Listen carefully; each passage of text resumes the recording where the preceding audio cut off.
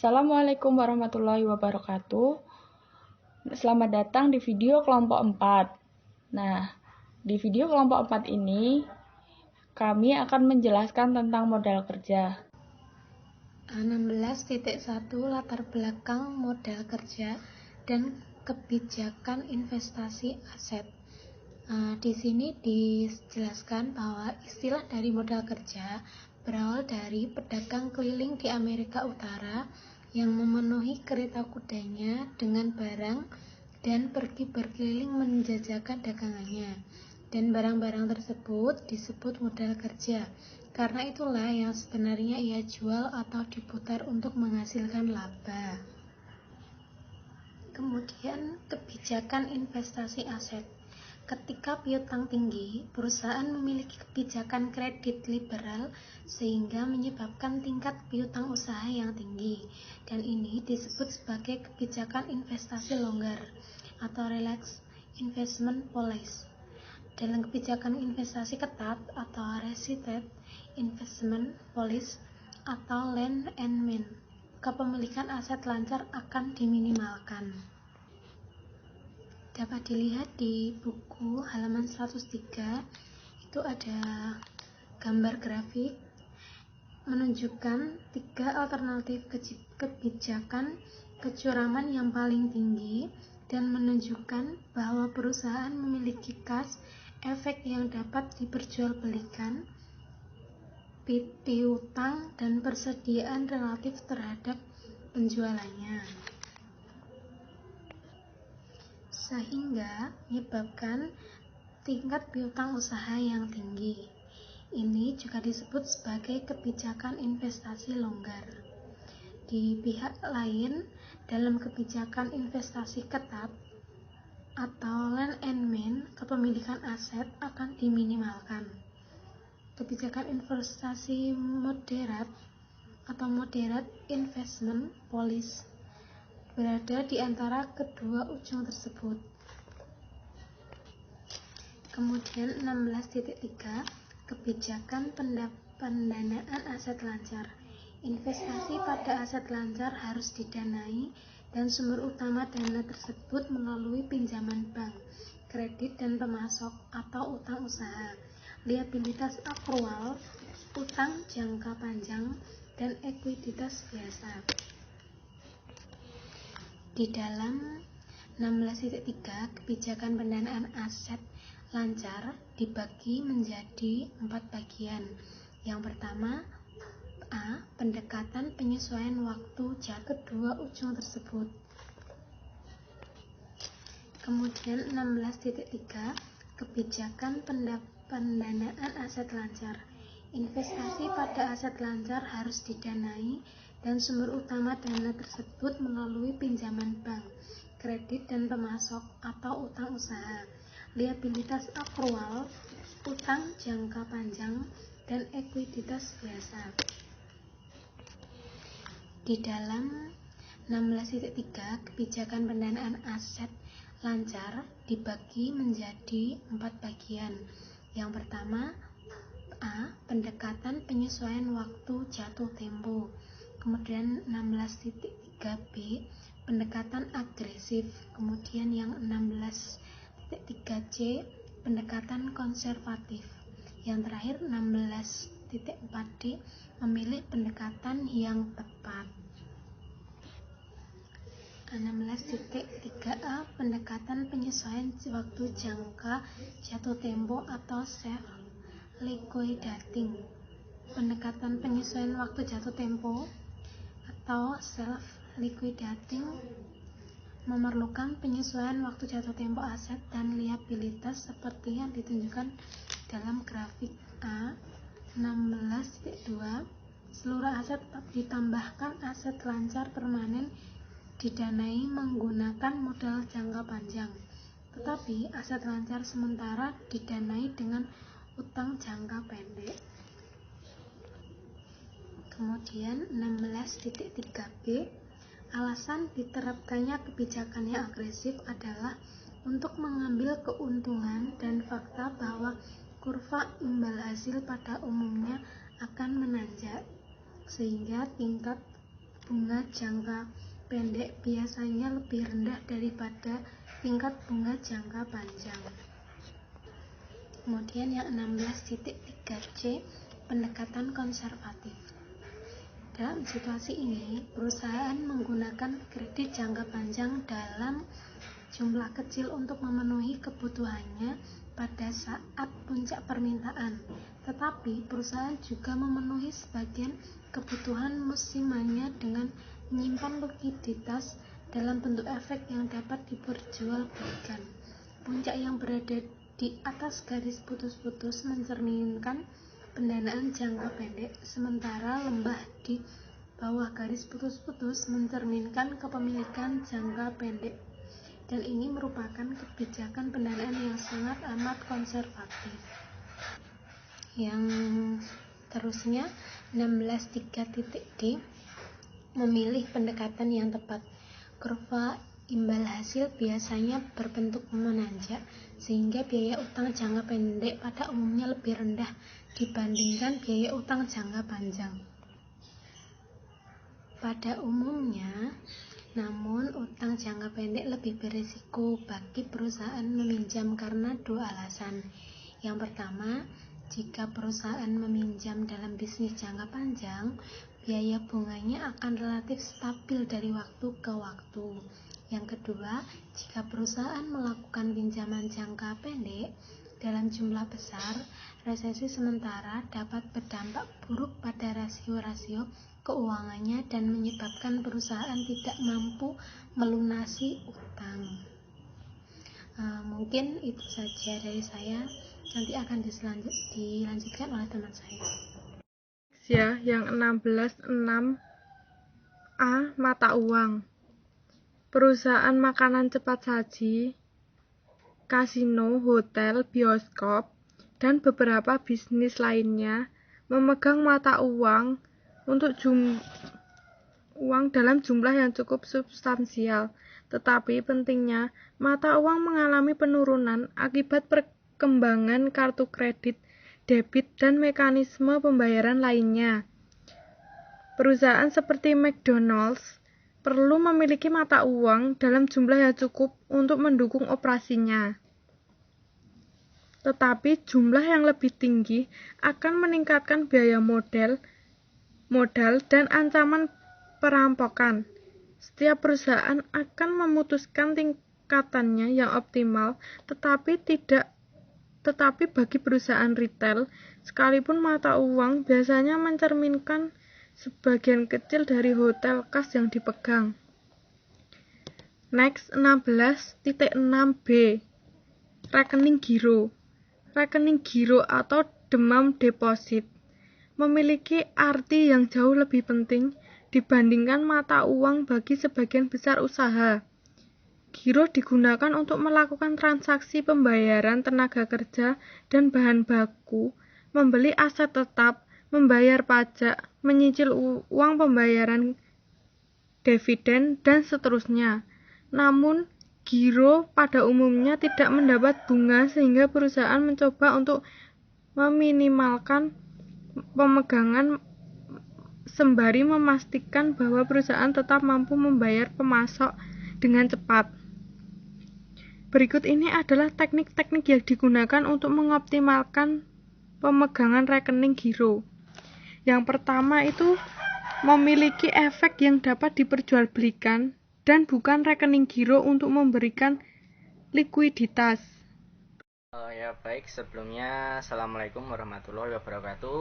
Di sini saya akan melanjutkan presentasi di bagian bab 6 tentang modal kerja dan peramalan keuangan, yaitu di poin 16.7 itu ada persediaan. Nah, persediaan tersebut itu terdiri dari yang pertama peralatan, kemudian yang kedua itu bahan mentah, yang ketiga pekerjaan dalam proses, dan yang terakhir itu barang jadi. Nah, hal-hal tersebut itu merupakan bagian yang sangat penting bagi hampir seluruh operasi pada perusahaan. Tingkat persediaan tersebut akan bergantung pada penjualan, sehingga penjualan harus diramalkan sebelum persediaan sasaran dapat disusun. Kesalahan dapat menentukan tingkat persediaan akan menyebabkan hilangnya penjualan atau biaya penyimpanan yang berlebihan, sehingga manajemen persediaan memiliki arti yang cukup penting di sini. Jadi bukan hal yang sepele berada di manajemen persediaan, karena jika kita salah dalam meramalkan penjualannya, meramalkan persediaannya, nanti itu perusahaan sendiri yang akan merugi. Umumnya juga perusahaan menggunakan komputer untuk melacak persediaan barang. Setiap barang tersebut berdasarkan ukuran, bentuk, warna, kode batang, dan yang lainnya. Memasuki yang poin 16.8, yaitu ada piutang usaha. Nah, piutang ini merupakan dana yang jatuh tempo dari pelanggan. Jadi umumnya di mana terjadi pengiriman barang, persediaan akan dikurangi dan timbullah piutang usaha. Jadi ketika perusahaan mengirimkan barangnya kepada pelanggan, kemudian persediaan di persediaan perusahaan kita kan nanti akan berkurang. Nah, itu nanti timbullah piutang usaha. Selanjutnya itu kebijakan kredit. Nah, kebijakan kredit ini terdiri dari 4 variabel. Yang pertama, periode kredit, yang kedua diskon, kemudian standar kredit, dan kebijakan penagihan. Dari yang pertama yaitu periode kredit, itu waktu lamanya yang diberikan kepada pembeli untuk membayarkan pembeliannya. Jadi semisal kita memesan barang pada hari tanggal aja tanggal 15, itu nanti ada waktu tenggatnya untuk melunasinya, itu semisal tanggal 20 dikasih waktu 5 hari untuk melunasi barang yang dibeli tersebut. Yang kedua adalah diskon. Nah, diskon ini adalah pengurangan harga yang diberikan untuk pembayaran lebih awal dengan persentase pengurangan dan seberapa cepat pembayaran harus dilakukan agar mendapatkan diskon. Nah, diskon ini biasanya dipakai perusahaan-perusahaan untuk menjual barang-barang biasanya keluaran terbaru, kalau enggak stok yang sudah lama atau susah untuk keluar. Nah, diskon ini cara mainnya itu jadi ketika kita seperti beli 3 gratis 2, kemudian kalau kita membelinya cash itu mendapatkan cashback. Nah, seperti itu. Atau bisa juga nanti ada sebelum tanggal 15, sebelum tanggal 10. Nah, seperti itu juga bisa mendapatkan diskon. Kebijakan kredit yang lain yaitu yang ketiga ya, tadi kedua. Pertama periode kredit, yang kedua diskon. Nah, ini yang ketiga itu standar kredit. Nah, itu mengacu pada keuangan yang disyaratkan dari pelanggan kredit. Faktor yang dipertimbangkan adalah rasio pelanggan, riwayat kredit pelanggan, dan sejenisnya. Jadi ketika pelanggan nanti ingin mengkredit, itu harus ada standarisasinya, dilihat dari riwayat pelanggan tersebut, itu ada riwayat buruknya atau enggak dalam kredit, kemudian rasionya itu pekerjaannya apa, diukur gajinya berapa, nah dan sebagainya. Itu nanti kan sudah masuk dalam pengukuran syarat kredit, standar kredit tadi. Kemudian yang selanjutnya itu kebijakan penagihan. Itu mengacu pada prosedur yang digunakan untuk menagih rekening yang telah lewat waktu jatuh temponya, termasuk kesulitan atau kemudian yang terlibat dalam prosesnya. Di sini saya contohkan di pandemi corona ini ya, itu banyak sekali orang-orang yang tidak bisa atau kurang mampu untuk mengangsur membayarkan tagihannya, seperti yang kalau kredit motor atau utang bank itu kan pada kesusahan kalau di musim gini, banyak yang di PHK. Nah, itu tuh nanti ada kebijakan sendirinya dari bank tersebut atau dari leasing tersebut yang memberikan kredit, itu ada kebijakannya sendiri, seperti cuman membayarkan bunganya aja atau membayarkan pokok. Nah, itu sudah ada ketentuannya nanti. Perkenalkan, nama saya Septi Triutami. Saya di sini akan menjelaskan tentang 16.9, yaitu utang usaha atau kredit peniagaan. Nah, kredit peniagaan atau utang usaha sendiri merupakan kategori tunggal terbesar dari utang jangka pendek yang mencerminkan 40% dari rata-rata liabilitas lancar perusahaan. Kredit ini merupakan sumber dari pendanaan spontan yang artinya terjadi secara spontan dari transaksi usaha sehari-hari. Nah, maka dari itu definisi untuk kredit perniagaan dibagi menjadi dua bagian. Nah, yang pertama yaitu kredit perniagaan gratis yang merupakan perniagaan yang diperoleh tanpa adanya biaya dan terdiri atas seluruh kredit perniagaan yang tersedia tanpa melepaskan diskon yang ada. Yang kedua yaitu kredit perniagaan biaya yang merupakan segala kredit perniagaan di atas kredit perniagaan gratis. Selanjutnya 16.10 yaitu pinjaman bank. Yang pertama yaitu promise.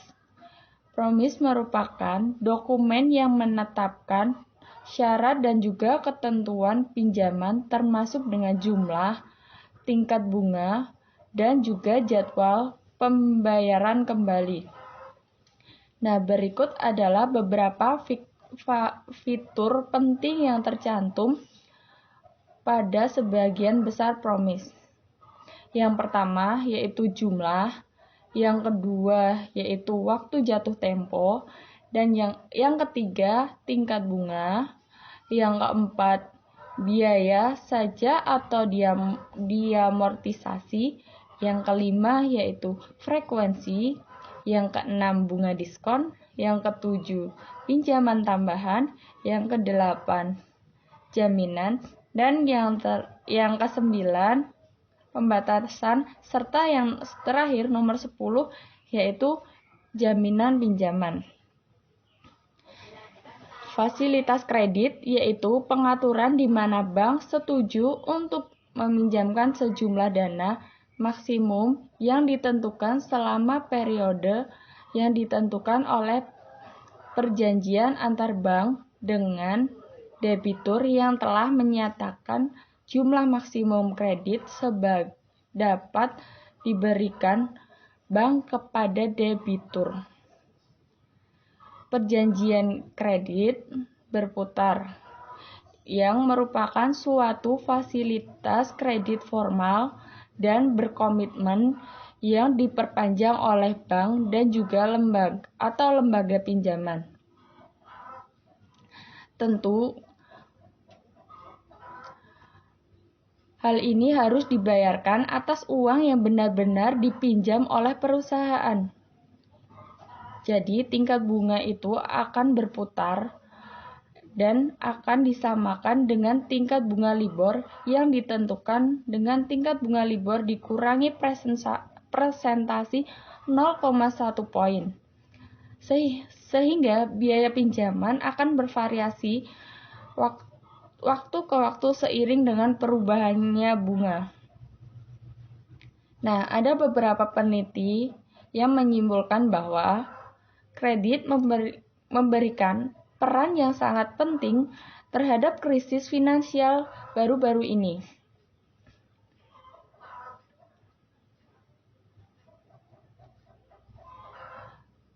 Maka dari itu, perusahaan debitur yang tergesa-gesa dalam mengambil kredit berdasarkan fasilitas kredit karena kekhawatiran krisis akan terus berlanjut, sementara bank tidak dapat memenuhi komitmennya. Selanjutnya, biaya pinjaman bank. Pinjaman ini sangat bervariasi untuk berbagai jenis debitur pada satu waktu, dan semua debitur dari waktu ke waktu.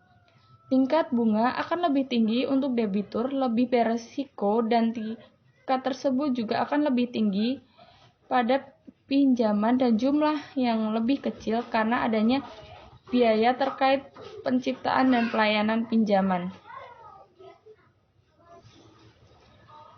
Tingkat bunga reguler atau sederhana yaitu situasi di mana bunga hanya dibayarkan setiap bulannya dan pokok terutang berdasarkan permintaan jika ketika bank menginginkan untuk mengakhiri pinjaman ini. Tingkat bunga ini dinyatakan sebagai suatu pecahan desimal bukan persentase.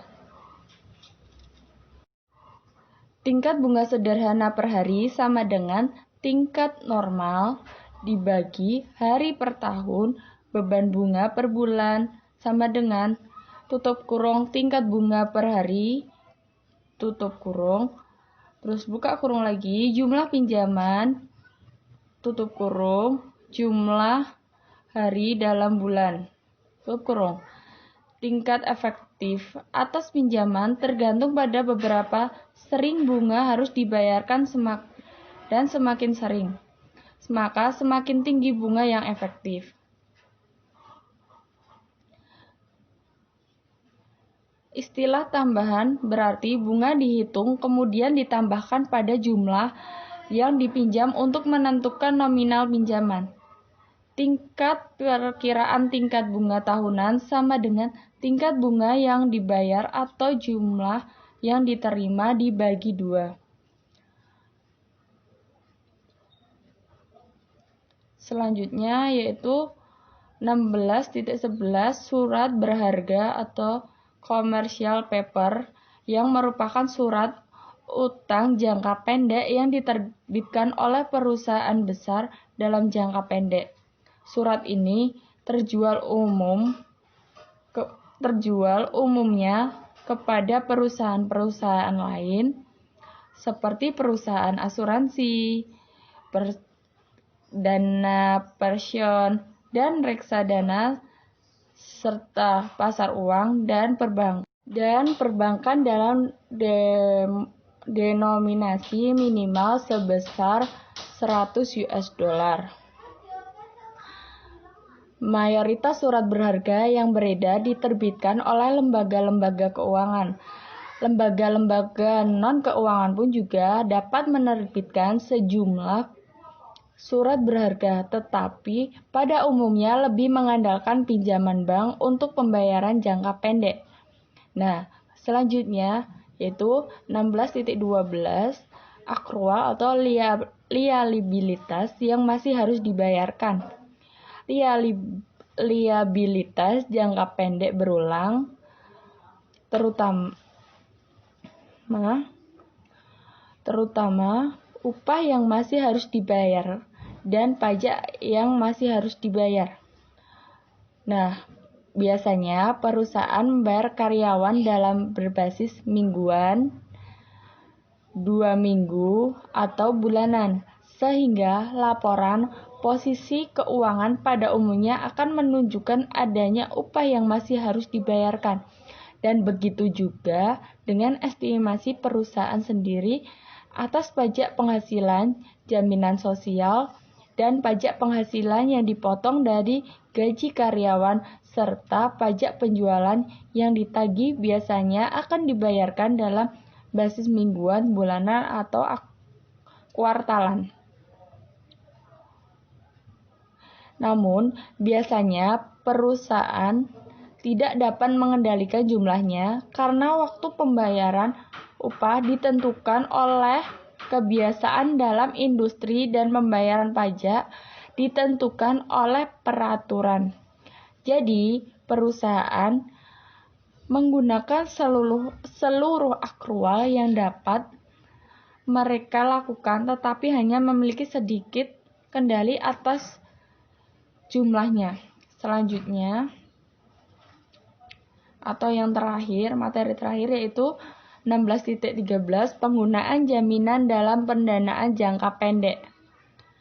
Nah, yaitu pinjaman yang didukung oleh jaminan seringkali persediaan atau piutang. Nah, dengan hal lain yang dianggap konstan, maka akan lebih baik meminjam dengan basis tidak dijamin karena pembiayaan pembukuan yang terkait dengan pinjaman yang dijamin seringkali tinggi. Saham dan obligasi tanah jaminan, namun hanya sedikit perusahaan yang membutuhkan pinjaman juga memiliki portofolio serta portofolio saham dan juga obligasi. Nah, jika jaminan yang menjamin suatu pinjaman akan disimpan di alokasi debitur, maka satu formulir yang disebut UCC1 atau Uniform Commercial Code 1 akan diisi oleh sekretaris negara tempat jaminan itu berada. UCC1 mencegah debitur menggunakan jaminan yang sama untuk menjamin pinjaman dari. Terima kasih. Sekian dari presentasi kelompok 4 tentang manajemen modal kerja. Sekian. Wassalamualaikum warahmatullahi wabarakatuh.